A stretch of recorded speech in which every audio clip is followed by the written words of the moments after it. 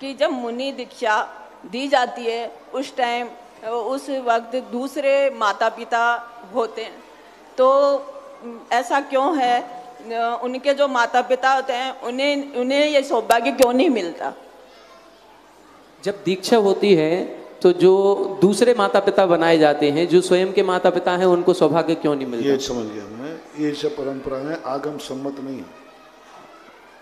ये तुम्हारी गृहस्थी नहीं है कि एक जन्म देने वाले माता पिता और एक पापा जी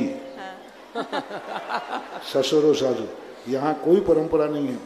ये परंपरा कब से चली, कैसे चली, क्यों चली, इसका कोई इतिहास नहीं है। मुझे लगता है कि उस समय ये परंपरा चलाई गई होगी जिस समय भारत देश में विभिन्न प्रकार के विपरीत राज्यों के विपरीत अताताई शक्तियाँ थीं। बिहार करना मुश्किल था, तो उन्होंने सोचा चलो कोई बात नहीं, बिहार नहीं कर पाएंगे तो ये परिवार उनको संभालेगा। लेकिन इसका कोई आगम उल्लेख नहीं है, ना बनना चाहिए ना बनाना चाहिए। हम लोगों के पास तो हमने में तो हमारी भी दीक्षा हुई, लेकिन ऐसा तो हुआ नहीं और होता भी नहीं, होना भी नहीं चाहिए। परंपराएं दीक्षा के नमोस्तु गुरुदेव, नमोस्तु नमोस्तु। एक और तो दीक्षा के समय राग रंग का प्रदर्शन हो रहा है, मेहंदी रचाना, उनको उपटन लगाना, उनको आभूषण पहनाना, सोने चांदी के आभूषण पहनाना, और फिर दीक्षा हो गई। ऐसा वैराग्य हमने शास्त्रों में नहीं पढ़ा कि ऐसा वैराग्य भी होता है। लेकिन आज ये परंपराएं चल चुकी हैं।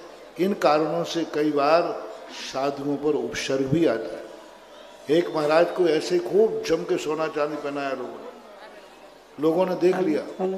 उनका जब बिहार हुआ तो धीरे से वे चोर उनके पीछे लगे और धीरे से जैसे वो लघु शंका के लिए गए शौच के लिए, लोगों ने पकड़ लिया। बाबा जी जो तुम्हें माल चढ़ा था वो कहाँ है? यथार्थ घटना है, अजमेर से ब्यावर के रास्ते में हुई। उन्होंने पकड़ लिया, बोले साहब हम लोग, बोले कैसे है, तुम्हारे लिए चढ़ाया था सबने। और उनको इतनी मार मारी महाराज को और कुएं में पटक के चले गए।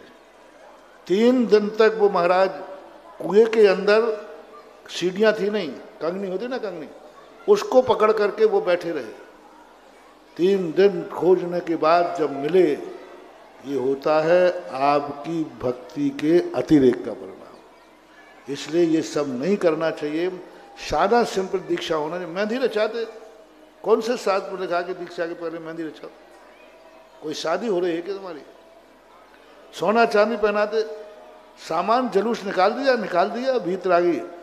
मुझे तो ऐसा ध्यान है कि जब हम लोगों की दीक्षा हुई थी तो आचार्य जी ने उस दिन स्नान भी नहीं करने दिया था पहले।